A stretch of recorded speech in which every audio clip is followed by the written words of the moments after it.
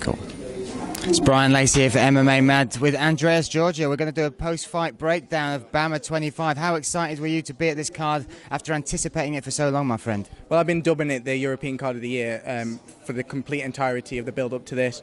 I feel that it delivered, although there was some kind of hitches during the night with a lot of DQs, which we'll talk about in a second. But overall, especially with that main event, Tom Duquesnoy, how can you not say that this is definitely one of the best shows we've seen in this country?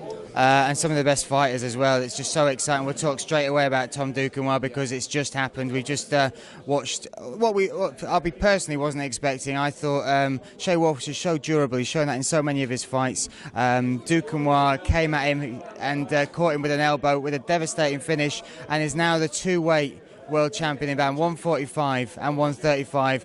What do you think of that performance? And look at the potential of this kid. Oh yeah, I mean, I'm a huge fan of Tom Duquesnoy. I have been ever since we first saw him in BAMMA. I thought that what Shea was going to do, which is exactly what he did, was he tried to wrestle him, he tried to clinch him up, he tried to just really tire out Duquesnoy. But what Duquesnoy did was he didn't give him the space to work with that, and that was one of the key elements of that fight. And as you saw with the finish, the elbow, the short elbow, that's when Shea went to go and clinch. Duquesnoy, really good head movement there, switches out and uses that elbow to finish him, which was so emphatic as well because Shea dropped to the ground. It was a complete clean knockout. I think tactically he's been working, you know, Jackson Winklejohn, he's been talking how tactically that's been important for him and looking at the wrestling of Shea Walsh. It's all about tactics for Tom Duquesnoy, and that's why he is the two-weight world champ. He taught tactics. Greg Jackson, the king of the game plan, was here, and that's an unbelievable just sort of nods towards the talent that he knows he's got in the gym because he doesn't make that trip for everyone. He was here for one fight and one fight only, and that was Tom Duquesnoy, the Fire Kid. Having that man in your corner, somebody who trains John Jones, Cowboy Cerrone, Holly Holm, you can list on and on and on. An unbelievable place for that athlete to be at this point of his career. Well, I just actually spoke to Greg, and look at the smile on your face when you said that. Everybody's been happy that Greg's been bobbing around. It's been fantastic to see Greg at a BAMMA show, like nearly 5,000 miles from Albuquerque to Birmingham. I worked it out myself. You know, it's great for him to be there. And what he was saying was the reason he's here is because Tom is so special, and he's a fighter that he's seen and he's come and he's nurtured the past couple camps that he's been in Albuquerque, and he's here to help him progress even more. You know, we know that Tom works, you know, with his father in France, and now he's doing some stuff at Jackson Wink as well. It's all about tactics, and Tom Duquesnoy understands that, and that's why he's working with a man like Greg Jackson, one of the best coaches in the world. For Greg to be here, it's just so special, and it just shows really the amount of emphasis that we should put on Tom Duquesnoy as a potential future star coming out of Europe. Next fight below that was Stapleton, the co-main event. Stapleton defending his title, the 155-pound BAMMA world title against Damien Lapalus. Looked like it was good. Well, it was an exciting fight to start with. Lapalus came out with some very interesting strikes. I wasn't expecting that from him. Very dynamic. Stapleton looked to take it down early, just to try and maybe not even that early, but he sort of mixed up the strikes with the takedowns, and then it came to. We'll talk about our first disqualification in the transition from a ground scramble to Stapleton trying to keep hold of the takedown. Lapalus caught him with a knee. It caused a bit of confusion in the arena because people weren't sure. They thought it was worth 3 points. And you know, Lapalus got on top of the cage. He thought Anderson Silva that he was on the cage, wasn't it? What a great moment that was. No, I mean, it was weird. I mean, from the get-go it was weird because Stapes doesn't usually fight like that. He had his lead jab, his lead hand. He was having it down because obviously to goad in Lapalus, and it was working, but Lapalus was landing some good shots on him, and it really was looking like it was going to be an interesting fight as well. But that disqualification kind of came out of nowhere with he had both the knees down, and Lapalus, Stapes was shooting in for a takedown, Lapalus kneed him to the head. Stapleton said he could continue, but a disqualification is a disqualification. I've actually spoken to the referee. It was actually the doctor that called it. When you saw Stapleton try and get to his feet, first of all he stumbled, which was very obvious, and he's a hard man. We've seen him in some wars, and that for me was a little bit of a warning sign. The referee took him to the side. Apparently the doctor came in, spoke to him. One of his pupils wasn't reacting, and the doctor called it. And that is fair enough. Stapleton is not a man who would like to retain his title like that. Lapalus looked completely completely deflated on the way through. I mean, it's not the way we wanted to see it go, but again, fighter safety, if the doctor calls it, we've got to go with that. But after a night, we've got more disqualifications to talk about, as well as some amazing knockouts and some performances. It was just another one of those that sort of confused the crowd and left them wanting more. Yeah, I mean, there was 2 disqualifications prior to this one in the co-main event of the evening. Fans didn't know what was happening. I mean, that's the issue with disqualification and the situation. What the referee has to bring in the doctor has to check that everything's okay. So obviously the couple minutes of like what's actually happening here, so it is really confusing. But I agree. I mean, we saw him stumble. It was clear that even though he wanted to continue, he couldn't, and he shouldn't. That fight should not have continued. I think we're going to see a rematch, a fantastic rematch between both these guys, and touch wood, we don't see a situation like that again. I think that the 15 minutes that they do fight will be an absolute tremendous affair. It was looking that way, and we were slightly disappointed. I think that's one of the reasons we were so gutted, and also because it came so soon after the Colin Fletcher Gahazada. I hope I've said that right. I've been up a long time, my friend. They had a fight. And they against the cage. Colin was defending a takedown through elbows. The referee warned them. I think 2 or 1 of them were 12-6 elbows, basically caused it so he couldn't continue. Again, the crowd, and this was what really shows what sort of a fighter Colin Fletcher is. How the fans take to him. He had the biggest pop of the night for me when he came out, and for it to be over so soon, another one that left us wanting more. It was such a shame because that entrance as well was so fantastic with the crazy dummy dolls, whatever they were. It was cool. I don't know. We always go, what's in his mind? What's in his head? He's a crazy guy, but a good kind of crazy. And it was a shame because especially this was the first time we were going to see what Walter Gahadze could do against a top level guy. Walter's got a tremendous record, but he's never fought anyone the level of Colin Freakshow Fletcher. And the questions were coming into this fight, and they weren't answered because of what happened. Gahadze straight away, he was throwing shots, he was throwing bombs, he went to shoot in. Fletcher catches him, and then he throws the illegal 12-6, which there's no question, it's an illegal elbow. You can't do that. It was a shame. Gahadze went down straight away. It's one of those things. I mean, no one goes out there planning to do a 12-6, but it's one of those things that's always going to be a problem in MMA as long as, Joe Rogan's always talks about the 12-6 and why it shouldn't be banned. I don't want to get into that, obviously, but it's a really iffy kind of thing. Well, let's move on to some more positive stuff because there were some absolutely beautiful, wonderful finishes. The standout for me, performance of the night, finish of the night without a doubt, Mark Diakiese against Kane Moussa. So much hype before this one, so much build-up, so much tension, the weigh-ins, all the pre-stuff, the Twitter, the years they've been waiting to get this on. They finally get it on, and Mark Diakiese made one hell of a statement, finishing Kane Moussa with technically what was the first proper punch of the night. What did you think of that? It was tremendous. Everything about it. We know how special this build-up's been. We've had 2 guys embroiled in a beef, a feud. They don't like each other. They've been so open about that, and we don't see that all the time because MMA, obviously, there's a lot of self-respect between fighters. They all do the same thing. These 2 guys do not like each other, and they've made it clear. And look, they didn't want to touch gloves. They were swearing at each other in the cage before everything kicked off. But in the fight, it's great. It's the exact same thing that happened when Diakiese fought Selvaraju in Dublin. He just waited, he waited for the shot to come, he took that right hand and he got the finish. Kane Moussa couldn't do anything about it, he was out cold. And what a finish, like you said, the Selvaraju one in Dublin, pretty much identical. That won him knockout of the year for BAMMA 2015. We're on the cards for knockout of the year 2016, aren't we?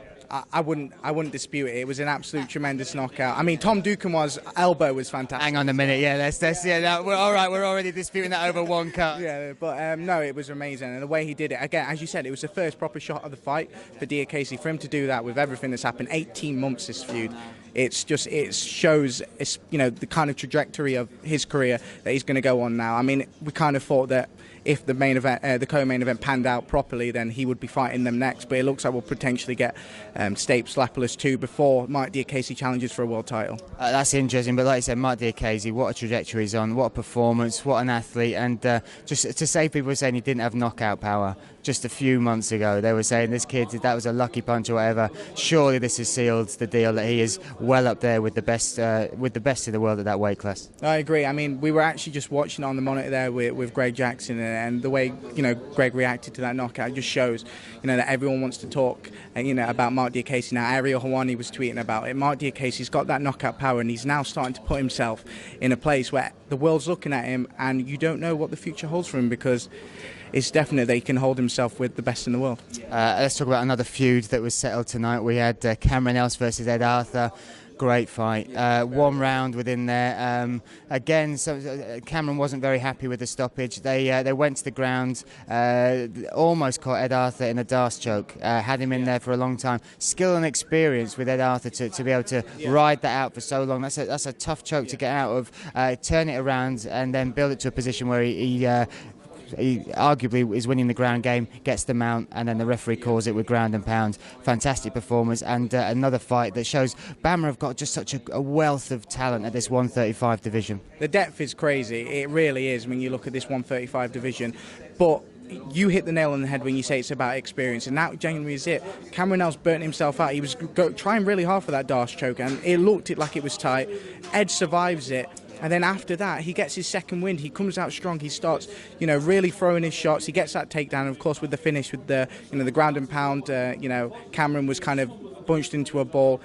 I'm not too sure if that was the right decision, especially with 3 seconds left. It looked like he was still in it, but that call was made. But the division, the 135 division, even with Shea Walsh, I know it was unfortunate he lost tonight, but he's still up there. He's still a big name. I mean, look at Ed after he lost to Shea as well, and he's just come back like this. It's a division where you think they could potentially be swapping that title if Mr. Duquesnoy goes on to greener pastures.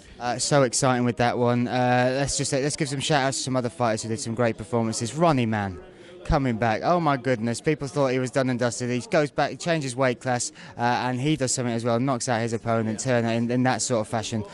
A phenomenal return, and great to see him in the BAMMA cage. Yeah, that was an absolute tremendous knockout, and I think the featherweight division is where he needs to be. He's been fighting at bantamweight for such a long time now, and although he's done great there, he's done well.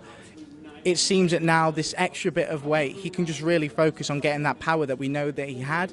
And, to knock out a guy like Graham Turner is no easy feat. So it really was something good for him. And that's another interesting thing, especially with the featherweight division. We don't know what's going to happen with Duquesnoy. He holds the belt, but he's fighting at 135. So there's guys like Brendan Loughnane out there, and Ronnie Man, Brendan Loughnane. Who wouldn't want to see that? Yeah. Oh my God, you should whet my appetite with that. Interesting, just to jump back to Duquesnoy. He said he wants the Lonsdale title next, but I understand that's a British title, isn't it? That's so technically he wouldn't be able to go for that one. So I'm sure they'll have a discussion, and we'll wait and see what happens next. Belts. He just loves the gold. He just loves belts, mate. That's it. Well, when you're that skinny and you're losing weight, you need more belts. That's it. Yeah, there we go. So we talked about the little guys. Let's talk about the big guys. Mark Godbeer made his return against Stuart Austin, ex-training partner. Some great history between these two. Some great respect. Godbeer came back looking lean, really happy as well. Like there was all weekend. He's been really easy to be around, really just light on his toes and just happy to be here. And Stuart Austin, a young heavyweight, both of them are arguably our best two heavyweights, and possibly the best two heavyweights in Europe if you look at the division, because there's not a huge amount of people out there. Austin, at his age, loads of potential to go on from this one, but great to see Godbeer back, and great to see him put on a performance like that. Well, everything that's happened with the injuries and the personal troubles for Mark Godbeer, he was supposed to fight in Japan New Year's Eve in that Risen tournament. Obviously it didn't work out for him with some of his issues, but he's back. It's great to see that he hasn't retired, because he is one of the best heavyweights this country has. And for him to beat Stuart Austin, they were friends, they've been training partners, they know each other well, which is why it was so tentative at the beginning of the fight. And we saw the difference why Mark Godbeer has fought in Bellator. He's fought around the world because he has that experience level, and that's the difference between him and Stuart Austin, who, no discredit to him, he can still be a massive talent in the future. Absolutely. He looked great before that. His footwork was good, his positioning. You could tell they'd trained together, though, because there was a tentative bit, and there was even a little wry smile every so often. They caught each other, and I spoke to Godbeer, and he said he was surprised by Stuart, and he was also pleasantly surprised to see how much he progressed, and he said he's got a bright future, and that is without a doubt the truth. Let's talk about another fighter, one of my favourites, Brett McDermott, cuts weight by wearing a sweatsuit while delivering coal. That's how he does it. What a man. What a man. He's a man's man. He makes me feel pathetic. There I am. I've got moisturiser back there, guys. I've genuinely got moisturiser. And there's Brett McDermott, who's lugging bags of coal to cut weight while other fighters are in saunas doing Epsom salt baths, all that sort of stuff. Great performance. It was at Sloane, wasn't it? He was fighting. Is that correct? Yeah, sorry about that. My head's going. But what a performance. And first of all credit to Sloane. Took some huge shots. Really took Brett to break him down and open up that opportunity. But once that opportunity he was there. Brett did what Brett does, and finished it pretty much very emphatically. You know, one of the things with Brett that he will openly, talk about is that we've seen in his previous fights that he just likes to throw shots because he has the knockout power. What I loved against Sloan is the way he used his jab so well. He used everything he was doing. He was setting up. He was throwing the jab, and he was throwing the kick. He was throwing the hooks. It all came from a basis. It was back to basics for him. And for a guy, he went over and fought King Mo, man. Like how, King Mo with shoes on. Let's remember that. King Mo with shoes on, which is a tougher King Mo. But for him to go over there and get that experience and come over here and reevaluate his game, I think it just shows how he views this light heavyweight division, because we've got Paul Craig and Chris Fields waiting in Dublin. I wouldn't put Brett McDermott out of saying that he's the next in line after that. I would take that without a doubt. So we're at the end of BAMMA 25. There's been all this build-up. Yeah. Let's sum it up. How do you think it's gone? Now we've had it. Now we've tasted the pie. Are you satisfied, mate? It was a very delicious pie. It was. What sort of pie was it, mate? Let's get specific. Let's get specific. Like, those really nice, like, homemade apple pies. You got the cream on the top. You're a bit fat. You put the dollop of ice cream next to it. You had me at cream on the top, sir. So let's be serious. I mean, what do you think? The dust is going to settle over the next few days. When we look back at this event and when we think about it, what are going to be the lasting memories, and what do you think of it overall as an event? Yeah, the DQs were obviously unfortunate, but if you look at the level of talent coming through, the Mark Diakieses, the Tom Duquesnois, everything about this show today just proved that UK MMA, European MMA is in such good hands. We've got so much talent coming through, and we could literally talk about every single fight for like 10-20 minutes, because every guy... We will, mate, we will afterwards. But over pie now, that's over pie. I actually do want pie now. But it's just so fantastic to see that BAMMA, they were at a point where they were only putting on a couple shows a year, and now they've built up this momentum. They've built up their rosters. These guys coming through now, the place to be in Europe is BAMMA, and we're seeing that with the level of talent here at the Barclaycard Arena today. I've got to agree with that completely. I think the event was, obviously there was some twists and turns we weren't expecting, but overall, got to give credit to BAMMA for putting an event like this on. They didn't hide their champions. They didn't give them easy roads. They put them out there. They put them up against the best possible. It's a fight game. Stuff is going to happen in and around, but overall, great event. Great to see a good crowd. Great to see the fighters, and just great to see BAMMA going from strength to strength. Wouldn't you agree? Oh, definitely, and it is strength to strength now. No matter where you look, I mean, obviously it's unfortunate that they postponed the Dublin card for medical reasons to get these new medical standards out there, having MRIs for fighters, which is an incredible, forward movement for MMA in the UK and Ireland, no doubt. But September, we've got to wait a couple of months now till we see him again. But the guys on that card just as hungry, as we mentioned: Paul Craig, Chris Fields, Jack McGann. So many, and it's like there's two divisions. So it's like Raw and SmackDown in WWE. We've got Ireland and we've got England, and they're both competing to show that they're the best roster.